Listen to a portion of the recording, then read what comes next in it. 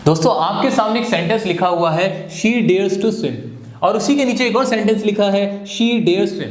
अब she singular था, dare के साथ एस नहीं लगा तो ये गलत हो जाएगा। अगर आप ऐसा सोच रहे हो तो बिल्कुल गलत सोच रहे हो। ये भी सेंटेंस सही है और ये भी सेंटेंस सही है। इसी तरह एक और सेंटेंस है यू नीड नॉट वरी, और नीचे दूसरा सेंटेंस है you do not need to worry.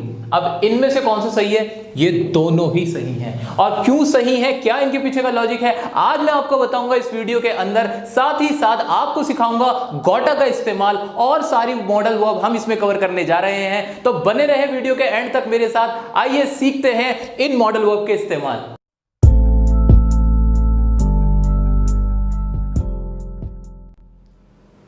दोस्तों डेयर के इस्तेमाल शुरू करने से पहले आपको बता दूं कि वीडियो के लास्ट में हम सीखने वाले हैं मॉडल्स को पास्ट में कैसे इस्तेमाल करते हैं। तो ध्यान से कंसंट्रेशन के साथ वीडियो में बने रहें। अभी देखते हैं डेयर का इस्तेमाल क्या होता है जी। भाई डेयर का इस्तेमाल होता है हिम्मत को दिखाने के लिए। अब हिम्मत किसी भी तरह की हो सकती है। एग्जाम्पल के तौर पर, क्या आप हिम्मत करते हो बोलने की? ऐसे ही हम इंग्लिश बोलने की हिम्मत करते हैं, तुम सच बोलने की हिम्मत नहीं करते हो। तो इन सभी हिम्मतों को दिखाने के लिए हम डेयर का इस्तेमाल करते हैं। कैसे करते हैं? बिल्कुल मेन वर्ब की तरह करते हैं। देखो सबके आखिर में ते हैं ते हो आ रहा है, जैसे प्रेजेंट इंडेफिनिट का रूल है ना, वही अप्लाई होगा। सबसे पहले तो सब्जेक्ट रख देंगे, लेकिन पहले मेरा सेंटेंस इंटरोगेटिव का है तो इसलिए डू आ जाएगा। तो डू आया, उसके बाद सब्जेक्ट क्या है? आप, डू यू, और फिर आ जाएगा हमारा dare, do you dare to speak, और ये मेरा सेंटेंस बन गया। ऐसे नेक्स्ट सेंटेंस क्या है मेरा? हम इंग्लिश बोलने की हिम्मत करते हैं, और इसको बनाते हैं तो we dare to speak English. अभी जादू देखना, अभी जादू देखना आप, मैं आपको अभी एक जादू दिखाऊंगा। ध्यान से इन सेंटेंस को बनाओ पहले जल्दी। तुम सच बोलने की हिम्मत नहीं करते, इसको भी जल्दी से बना लेते हैं। You do not dare to speak truth. अब आपको ऐसा लग रहा है कि ये सेंटेंस बन चुके हैं और ये करेक्ट है ना? ऐसा ही लग रहा है ना? मैं कह रहा हूं नहीं, ऐसा नहीं है। हम इन सेंटेंसेस को अलग तरह से भी बना सकते हैं। वो कैसे? वो ऐसे कि जो हमारा डेयर होता है ना, ये साथ ही साथ एक मेन वर्ब भी होता है, यानी एक्शन वर्ब, और साथ ही साथ ये एक मॉडल वर्ब भी होता है। जैसे कि आप शुड का इस्तेमाल करते हो, कैन का इस्तेमाल करते हो, मे का इस्तेमाल करते हो, ठीक इसी तरह आप इसका इस्तेमाल करोगे। किसका? डेयर का। अब दिमाग में थोड़ा सा कॉन्सेप्ट लगाओ और इनको चेंज करो। क्या आप शुड का इस्तेमाल करते हो डू लगाते हो? नहीं। कैन का इस्तेमाल करते हो डू लगाते हो? नहीं भाई नहीं। हम तो शुरू में ही डेयर लगा देते हैं, शुरू में ही शुड लगा देते हैं। वही यहां पे करना है। तो do you dare to speak की जगह क्या हो जाएगा? Dare you speak. सर इतना सेंटेंस ये पूरा हो गया? हाँ पूरा हो गया। क्या ये करेक्ट है? 101% करेक्ट है, इसमें कोई गलती नहीं है। ऐसे ही इस्तेमाल होता है। नेक्स्ट सेंटेंस क्या था? We dare to speak English. बनाओ इसको, we dare speak English. Sir speak से पहले टू नहीं आएगा? बिल्कुल नहीं आएगा। अगर आपको बार बार शक हो रहा है, बहुत परेशानी हो रही है, तो एक काम करना, यहां पे ना इस डेयर को हटा के शुड लिख के देखना, वी शुड स्पीक इंग्लिश। अब कोई दिक्कत आई? नहीं। अरे तो शुड और डेयर में भेदभाव कैसा? वो भी तो वही मॉडल वर्ब है, वो भी तो उसी परिवार से आता है, दोनों एक ही परिवार के सदस्य हैं। इसलिए यहां पर जैसे शुड का इस्तेमाल आप करते थे वैसे ही डेयर का करोगे। डेयर का इस्तेमाल यहां पे हिम्मत दिखाने के लिए होता है, शुड का अपना कुछ इस्तेमाल होता था। तो डेयर का इस्तेमाल यहां कैसे हुआ? हिम्मत दिखाने के लिए। वी डेयर स्पीक इंग्लिश, हम हिम्मत करते हैं इंग्लिश बोलने की। ऐसे नेक्स्ट सेंटेंस क्या है हमारा? You do not dare to speak truth. अब इसमें डू नॉट हट जाएगा, बिल्कुल बिल्कुल हट जाएगा। इसकी इंग्लिश क्या हो जाएगी? वी यू डेयर नॉट, और फिर क्या है? स्पीक ट्रूथ, और ये इसका ट्रांसलेशन हो जाएगा, you dare not speak truth. और ये बिल्कुल करेक्ट है, 101% करेक्ट है। तो दोस्तों देखा आपने कि डेयर कितना बहुरूपी था, कितने रंग थे इसके, कि कभी तो मेन वर्ब की तरह इस्तेमाल हो रहा है, कभी मॉडल वर्ब की तरह इस्तेमाल हो रहा है। अभी रुक जाओ, ठहर जाओ ठहर जाओ। अभी क्या लग रहा है बात खत्म हो गई? यहां बात खत्म नहीं हुई। अभी आते हैं नीड के ऊपर। नीड का मतलब क्या होता है? NEED। इसका मतलब क्या होता है? जरूरत के लिए इस्तेमाल होता है। होता है कि नहीं होता? बिल्कुल होता है। आपके सामने एक सेंटेंस लिखता हूं, सेंटेंस जरा ध्यान से देखना, नीचे लिख देता हूं, ही नीड टू वरी। ये ऐसे करते हैं, ही नीड्स टू वरी। बताओ क्या ये सही है? हाँ सर बिल्कुल सही है। मैं कह रहा हूं, मैं इसको ऐसे लिखना चाहता हूं, ही नीड वरी। क्या ये सही है?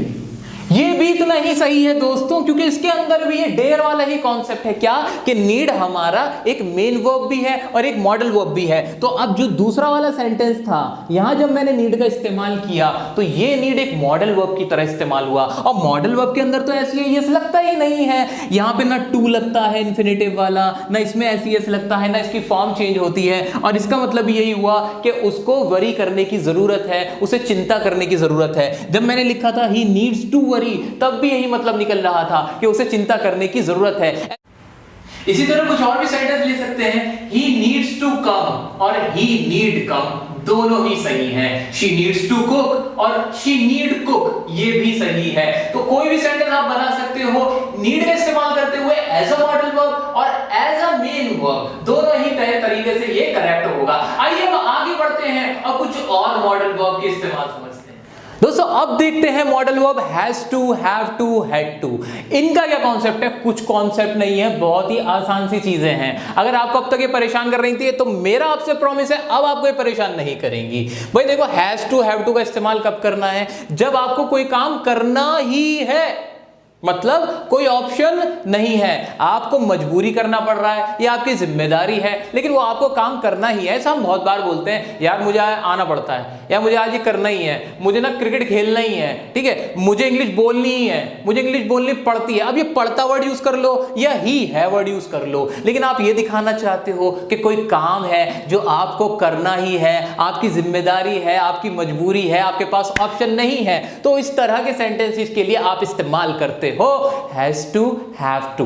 ठीक है जी, बिल्कुल क्लियर हो गया, बिल्कुल क्लियर हो गया। सर एग्जांपल दो ना, एग्जांपल दो तब हमें समझ में आएगा। भाई जैसे जब कोई काम करना पड़ता है, ये तो टैगलाइन हो गई आपको याद रखने के लिए, ठीक है, उसे स्कूल जाना पड़ता है या उसे स्कूल जाना ही है, कोई ऑप्शन तो नहीं है ना। ठीक है जी, बना देते इसकी इंग्लिश। क्या देखो, उसको बनाने का तरीका कोई खास नहीं है। सबसे पहले तो सब्जेक्ट ही लिखना है। क्या लिखना है? सब्जेक्ट। तो सबसे पहले हो गया सब्जेक्ट। सब्जेक्ट क्या है इसमें? हमें, उसे के लिए क्या आ जाएगा? ऊपर ही लिख देता हूं, ही लिख देता हूं जी, ठीक है, ही आ गया सब्जेक्ट। उसके बाद हैज टू या हैव टू लगाना है। क्या लगाना है? हैज टू या फिर हैव टू।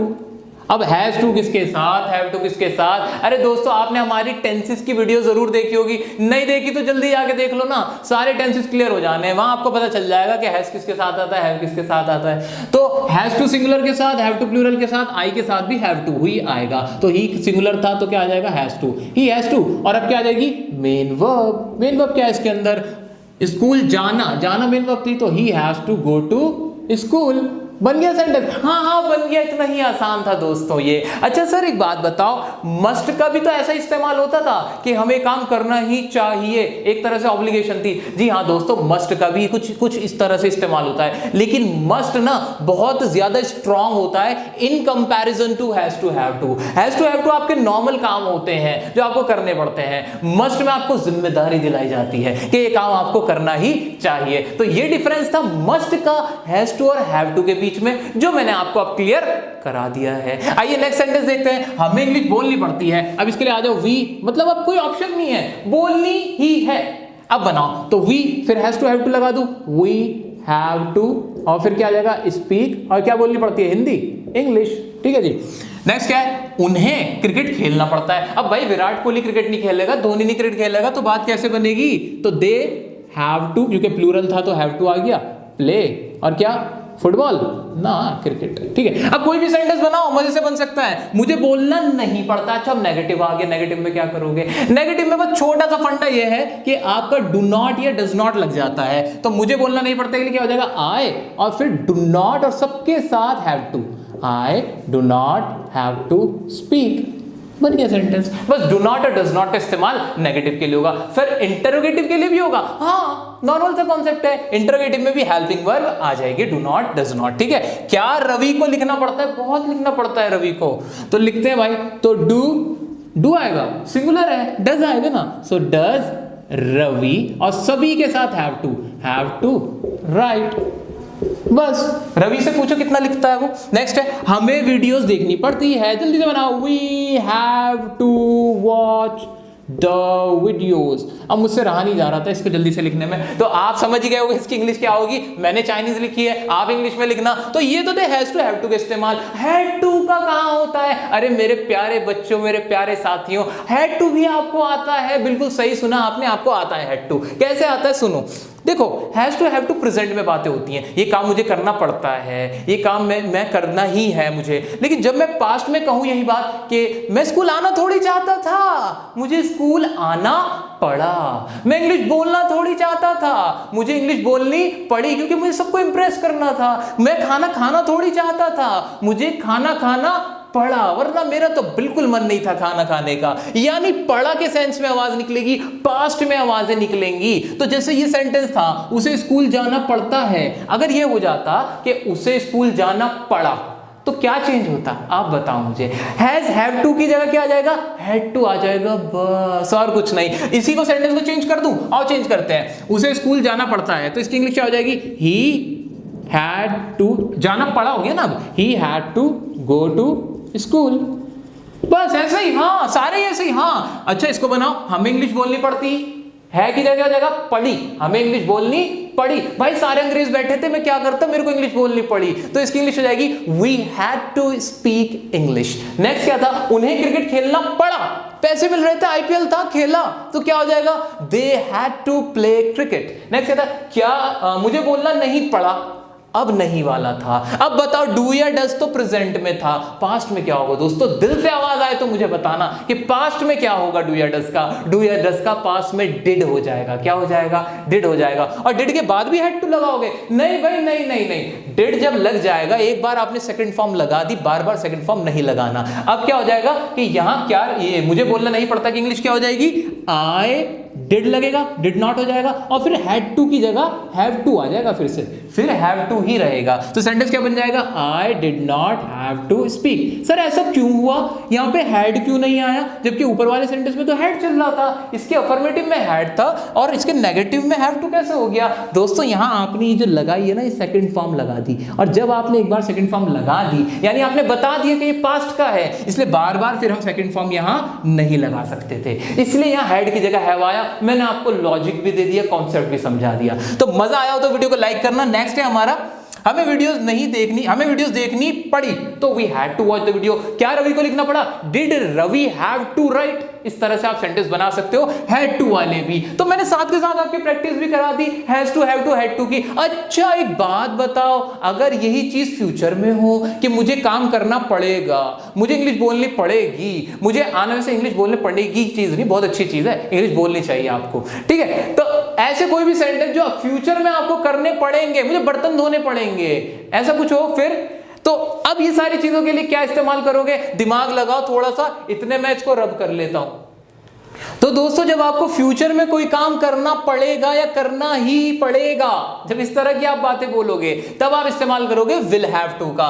किसी के भी साथ विल हैव टू लगाओ, सेंटेंस बनाओ। मुझे सुबह उठना पड़ेगा, मतलब फ्यूचर में वो काम मुझे करना ही होगा, तो क्या बनाऊंगा मैं? I will have to wake up in the morning, और ये मैंने सेंटेंस बना दिया, ठीक है जी। अच्छा, कोई मेरी राइटिंग के बारे में कुछ नहीं बोलेगा। नेक्स्ट सेंटेंस है तुम्हें करना ही होगा, तो क्या हो जाएगा? You will have to do. Next है हमारा उसे मिलना पड़ेगा, यानी फ्यूचर में कोई ऑप्शन ही नहीं है भाई, मिलना पड़ेगा तुम्हें, तो he will have to meet, बात ही खत्म। नेक्स्ट है हमें जीतना ही होगा, तो इसके भी क्या हो जाएगा? वी विल हैव टू, क्या है जी? जीतना होगा, विन। अब कोई भी वर्ब आ जाए, किसी तरह का भी सेंटेंस आ जाए, अगर कोई ऐसी सिचुएशन हो, आप आराम से ये बना सकते हो। अब सुनो एक बहुत इंपॉर्टेंट बात जो मैं आपको बताने वाला था, बात है इसकी, किसकी जी? हैज टू हैव टू की, और साथ ही साथ मस्ट की। स्पीकिंग वालों कानों को खोल लो, क्या कि इनफॉर्मल मैनर के अंदर, मैंने क्या कहा? इनफॉर्मल मैनर के अंदर जब आपको बोलना हो हैज टू हैव टू या मस्ट का आपको इस्तेमाल करना हो, तो नॉर्मल स्पीकिंग के अंदर, घरेलू बोलचाल के अंदर आप इस्तेमाल कर सकते हो गोटा का। जिसकी फुल फॉर्म होती है गॉट टू। क्या होती है? Got to. यानी आप कहना चाहते हो I have to speak English, तो आप बोल सकते हो I got I speak English, बिल्कुल करेक्ट हो जाएगा, लेकिन इनफॉर्मल में, यानी दोस्तों में, यारों में ऐसे बोल सकते हो। लिखने में मत बोलना, किसी फॉर्मल मैनर में, इंटरव्यू के अंदर मत बोलना, मैगजीन के अंदर कुछ लिख रहे हो उसमें मत बोलना। ठीक है जी। तो गॉटा का इस्तेमाल मैंने आपको बताया क्या, हैज टू, हैव टू और मस्ट की जगह आप इस्तेमाल कर सकते हो गॉट टू का, जिसे गॉटा बोला जाता है, और यह इस्तेमाल आपका रहता है इनफॉर्मल। दोस्तों अब आते हैं हमारे इस पॉइंट पे जहां मैं अब आपको बताऊंगा कि कैसे आप मॉडल्स का इस्तेमाल कर सकते हो पास्ट टेंस के अंदर। दोस्तों मॉडल्स के फर्स्ट पार्ट के अंदर मैंने आपको मॉडल्स का यूज समझाया था। आज मैं आपको बताता हूं कि मॉडल्स अगर पास्ट में इस्तेमाल किए गए हों तब कैसे उनकी इंग्लिश बनेगी। जैसे कि सेंटेंस आपके सामने लिखा है, हमें बोलना चाहिए था। नॉर्मली हम इंग्लिश क्या बोलते हैं, हमें बोलना चाहिए, ये तो हमने सीख लिया था, वी शुड स्पीक। लेकिन अब पास्ट की बात हुई है कि हमें बोलना चाहिए था, आज बैठ के पछता रहे हैं। तो जब आप ऐसे आज बैठ के पछताते हो कि ये काम हो सकता था, ये करना चाहिए था, मैं मिल सकता था, जा सकता था, तो उसकी इंग्लिश कैसे बनेगी ये सुनो। अलग अलग स्ट्रक्चर कोई बनाने की जरूरत नहीं है, एक यूनिवर्सल स्ट्रक्चर आपको आज देने जा रहा हूं, वो है ये। क्या? सबसे पहले तो सब्जेक्ट रख दो, उसके बाद जो भी मॉडल वर्ब इस्तेमाल हो रही है वो रखो, कैन, कुड, शुड, जो भी आपकी इस्तेमाल हो रही है वो रख दो। उसके बाद हैव लगाओ, मेन वर्ब की थर्ड फॉर्म हमेशा, और फिर ऑब्जेक्ट। इसको फॉलो कर लो, कभी भी दिक्कत नहीं आएगी पास्ट वालों के अंदर। अगर इसको अप्लाई करके देखते हैं, हमें बोलना चाहिए तो सब्जेक्ट क्या है, वी लिख दूं, बिल्कुल लिख दिया जी, वी। ओके, उसके बाद मॉडल क्या है इसके अंदर, चाहिए, शुड लगा दूं, बिल्कुल, वी शुड, और उसके बाद क्या है, हैव, वी शुड हैव, और क्या है जी, बोलना चाहिए था, स्पीक, स्पोक, स्पोकन। सेंटेंस बन गया आपका तैयार है, बिल्कुल correct, we should have spoken. आओ नेक्स्ट देखते हैं, तुम इंग्लिश बोल सकते थे, तो यू सब्जेक्ट है, और फिर मॉडल में कौन सा इस्तेमाल हो रहा है, कुड, यू कुड हैव, और क्या है जी, इंग्लिश बोल सकते थे, यू कुड हैव स्पोकन, क्या है, इंग्लिश। सेंटेंस बन गया। अरे सर कोई भी सेंटेंस बना सकते हो, यही रूल लगना है, बेसिक रूल यही है। नेक्स्ट क्या है, तुम्हें मुझे समझना चाहिए था। अब देखो चाहिए था वाला है, बनाओ ना इसको, तो यू, अब यू की जगह रमा आ जाए, शीतल आ जाए, अनुज आ जाए, अमर आ जाए, यू शुड हैव, और अंडरस्टैंड की third form, you should have understood me. Sentence बन गया तैयार। न्यूज़पेपर उठा के देख लो, किताबें उठा के देख लो, इस तरह के सेंटेंस आपको बहुत मिलेंगे दोस्तों, और यही वाला लॉजिक वहां लगा हुआ होगा। तो कभी भी मॉडल के साथ हैव और थर्ड फॉर्म देखो, समझ जाओ ये पास्ट में इस्तेमाल हो रहा है, इसकी आवाज चाहिए था, कर सकता था में निकलेगी। नेक्स्ट देखो, वह अंदर आ सकता था, तो ही मे हैव कम केम कम। भाई बहुत सारे लोगों को तो यही डाउट है कि कम की थर्ड फॉर्म केम होती है। नहीं भाई, कम केम कम, थर्ड फॉर्म भी कम ही होती है लास्ट में। ठीक है, क्या हम मिल सकते थे? अरे अब इंटरोगेटिव में तो क्या दिक्कत है, शुरू में लगाओ ना मॉडल, क्या हम मिल सकते थे, तो कुड वी हैव। अब मिलने की इंग्लिश क्या होती है, मीट, मैट, थर्ड फॉर्म हो गई, तो कुड वी हैव मैट। तो इस तरह से हमने देखा दोस्तों, बड़ी आसानी से हमने सेंटेंसेस बनाए। अब मुझे उम्मीद है कि अब इनके पास्ट टेंस वाले भी मॉडल आप आराम से कर पाओगे। तो अभी के लिए इतना ही, मिलते हैं हमारे नेक्स्ट वीडियो के अंदर। वीडियो कैसी लगी लाइक करके जरूर बताएं, कमेंट में अपनी क्वेरीज बताएं। अगर आप चाहते हो कि इसी तरह वीडियोस बनाते रहें, तो जो भी टॉपिक आपको दिक्कत करता है वो हमें बताएं। चैनल सब्सक्राइब नहीं किया तो जल्दी से चैनल को सब्सक्राइब करें, और अगर आप हमसे जुड़ना चाहते हो तो इंस्टाग्राम पे जाके हमसे जुड़ सकते हैं। इंस्टाग्राम पे डियर सर डालें, वहां आपको आईडी मिल जाएगी, और वहां आप हमसे जुड़ के अपनी क्वेरीज पूछ सकते हैं। तो मिलते हैं हमारे नेक्स्ट वीडियो में, तब तक के लिए खुश रहें, गुड बाय, टाटा।